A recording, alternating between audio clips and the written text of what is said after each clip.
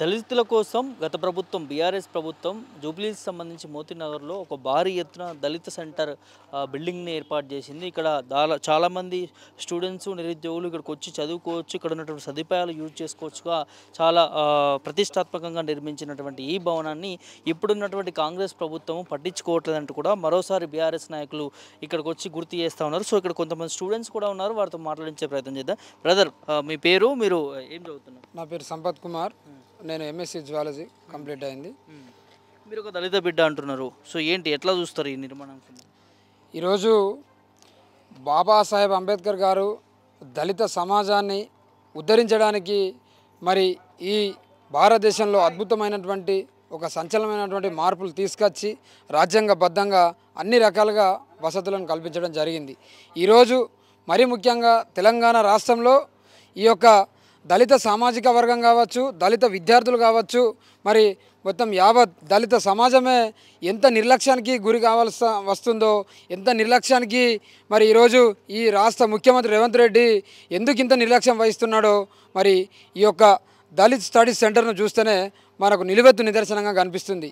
ఈ యొక్క సెంటర్ అనేటువంటిది CDS centre for Dalit studies అనేటువంటి సెంటర్ను మరి తెలంగాణ రాష్ట్ర సాధకులు గౌరవనీయులు మాజీ ముఖ్యమంత్రి వర్యులు కేసీఆర్ గారు మరి ఈ యొక్క దళిత సమాజంలోని విద్యార్థులందరూ కూడా ఒక అభ్యున్నతిని సాధించేందుకు ఈ సమాజంలో తమ యొక్క సత్తాను చాటుకొని దళిత అణగారిన గిరిజన వర్గాల యొక్క విద్యార్థులు తమ యొక్క ఎంపవర్మెంట్తో సాధికారతతో బతికేందుకు, తమ కాళ్ళపైన తాము బతికేందుకు మరి అలాంటి విద్యార్థులుగా తయారయ్యేందుకు, అలాంటి మరి శిక్షణ పొందిన అభ్యర్థులుగా తయారయ్యేందుకు ఒక సమాజంలో అద్భుతమైనటువంటి సంచలనమైనటువంటి విప్లవాత్మకమైనటువంటి దళిత సమాజంలో మార్పు తేవడంలో భాగంగా ఈ యొక్క సిడిఎస్ అనేటువంటి ఈ సెంటర్ను మరి దాదాపు 26 కోట్ల నిధులను వెచ్చించి మరి ఈ మోతీనగర్లో కావచ్చు, ఈ యొక్క రహమత్ నగర్లో ఏర్పాటు చేయడం జరిగింది. మరి దీన్ని ఆనాడే గతంలో ఉన్నటువంటి ప్రభుత్వం ఏదైతే బీఆర్ఎస్ ప్రభుత్వం ఉందో మరి 95 నుండి 98% పనులు పూర్తి చేసి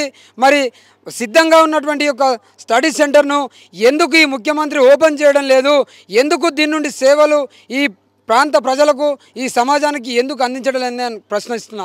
ఎందుకంటే దళితులంటే ఎందుకు ఇంత చులకన, దళితులంటే, దళిత సమాజం అంటే, దళిత విద్యార్థులంటే ఎందుకు నీకు ఇంత మరి చిన్న చూపు అని నేను అడుగుతున్నా.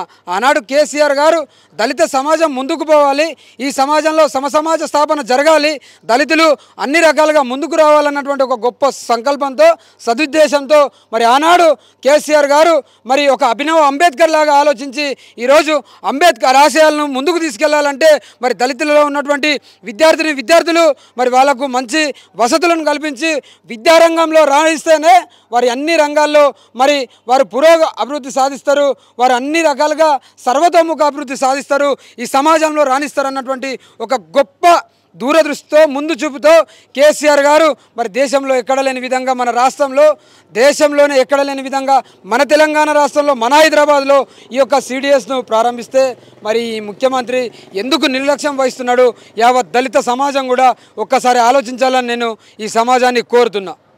అంటే ఎందుకు అంటే ఇక్కడ రాజకీయంగా ఈ ప్రభుత్వం చూస్తుంది అనుకోవచ్చా, దళితులకి పైన ప్రేమ లేదనుకోవచ్చా, ఎందుకు ఈ విధంగా చేస్తున్నాను? నేనేమంటున్నా అంటే మరి గౌరవనీయులు కేసీఆర్ గారు ఆనాడు దళిత సమాజాన్ని ముందుకు తీసుకెళ్ళడానికి ఒక ఆటో డ్రైవర్ కొడుకు కావచ్చు, ఒక బస్ డ్రైవర్ కొడుకు కావచ్చు, ఒక కూలీ నాలీ చేసుకున్నటువంటి మరి ఒక కూలీ బిడ్డ కావచ్చు, కార్పొరేట్ స్థాయిలో విద్యను అభ్యసించేందుకు మరి వాళ్లకు అవకాశం లేకుండా పోతుంది. కాబట్టి కార్పొరేట్ స్థాయిలో విద్యను అభ్యసించేందుకు మరి దానికి అనుగుణంగా ఉన్నటువంటి గురుకులాలను 1000కి పైగా గురుకులాలను స్థాపించి మరి ఆనాడు అద్భుతమైనటువంటి వసతులు కల్పించినటువంటి కేసీఆర్ గారు దళితులు ముందుకు పోవాలని, ఇక్కడ మరి అభ్యసించేందుకు విద్యార్థులు చదువుకునేందుకు వీలుగా మరి అనేకమైనటువంటి అధునాతనమైనటువంటి వసతులతో ఈ సెంటర్ని ఏర్పాటు చేసిర్రు. మరి ముఖ్యమంత్రిగా ఉన్నటువంటి కేసీఆర్ గారు ఏర్పాటు చేస్తే మరి ఈరోజు రెడీగా ఉన్నది కదా, కొత్తగా మిమ్మల్ని కట్టమంటలేం కదా, కొత్త పథకాలు దేవుడెరుగు ఇచ్చినటువంటి 6 గ్యారెంటీలు అమలవ్వడం లేదు, దిక్కు దివాలని డిక్లరేషన్లు ఇచ్చినావు, 420 హామీలకు దాన్ని ఊసే లేదు, కనీసం ఇచ్చినటువంటి హామీలకే దిక్కు లేదు, అబద్ధ ప్రచారాల మీద ప్రభుత్వాన్ని గద్దెనెక్కినావు. మార్పు మార్పు అంటూ అనేక మంది అన్ని రకాల ప్రజలను సబ్బండ వర్గాలను వంచి ఈరోజు అధికారంలోకి వచ్చినావు. సరే, అది నీ ఇష్టం, నువ్వు చేస్తావా చేయవా, ప్రజలు నీకు అవకాశం ఇచ్చిండ్రు, దాన్ని ఉపయోగించుకోవాలి, నీ ఇష్టం.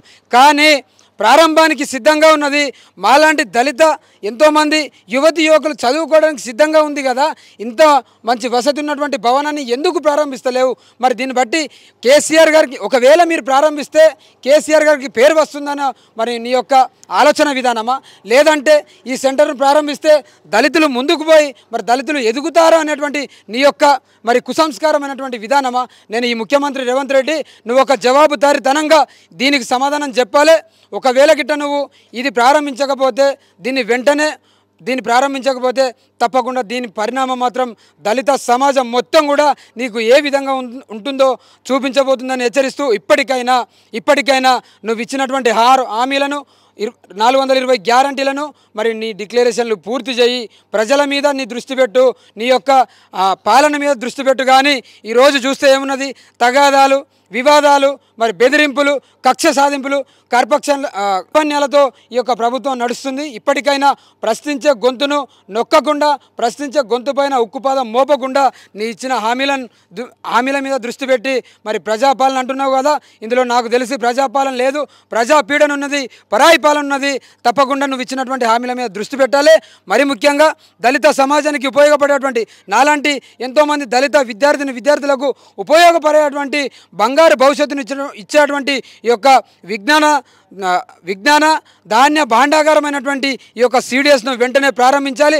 లేకపోతే ఎవరైతే నిన్ను అధికారంలోకి రావడానికి నీకు ముందు వరుసలో ఉండి ఉద్యమం చేసి ప్రతి ఊరు గడప తిరిగి ప్రచారం చేసిర్రో తప్పకుండా ఆ నిరుద్యోగులే, ఆ విద్యార్థులే, ఆ దళిత సంఘ నాయకులే నీకు తప్పకుండా రాజకీయంగా నిన్ను గద్దె దింపడానికి, వెంటనే నిన్ను భరతం పట్టడానికి దూరం లేవు. తప్పకుండా దగ్గరలోనే ఆ రోజులను హెచ్చరిస్తూ ఇప్పటికైనా దీన్ని ప్రారంభించాలని నేను తెలియజేస్తూ, మంత్రులు కూడా ఉన్నారు కదా, వాళ్ళకి ఏం చెప్తారు?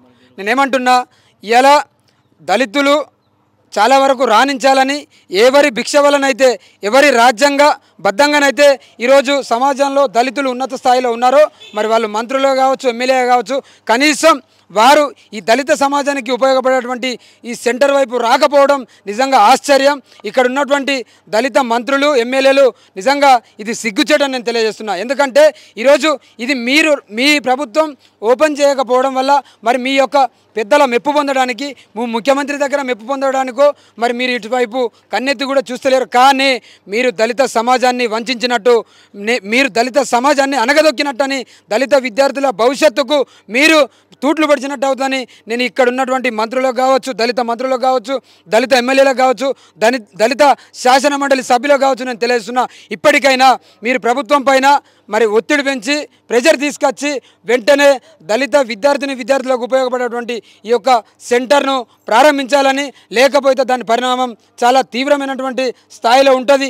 ఒకవేళ గిట్ట ముఖ్యమంత్రి రేవంత్ రెడ్డి గారు మీరు దీన్ని ఓపెన్ చేయకపోతే, దీన్ని ప్రారంభించకపోతే తప్పకుండా చరిత్రలో మరి దళిత విద్యార్థుల యొక్క మరి అభ్యున్నతికి అడ్డుపడేటువంటి చరిత్రహీనులుగా మిగులుతారని కూడా నేను ఈ సందర్భంగా హెచ్చరిస్తూ, ఇప్పటికైనా దీన్ని ప్రారంభించాలని, ప్రజాపాలన అంటే ప్రజల కోసం ఉండాలి, కానీ మీ యొక్క తగాదాల కోసం, వివాదాల కోసం మరి ఎవరికి యమునా తీరు ఉన్నటువంటి మీ యొక్క కేబినెట్ను చూస్తేనే మీరు ప్రజలకు ఏ విధంగా కూడా న్యాయం చేయలేకపోతారని ఈ సభాముఖంగా నేను తెలియజేస్తున్నా.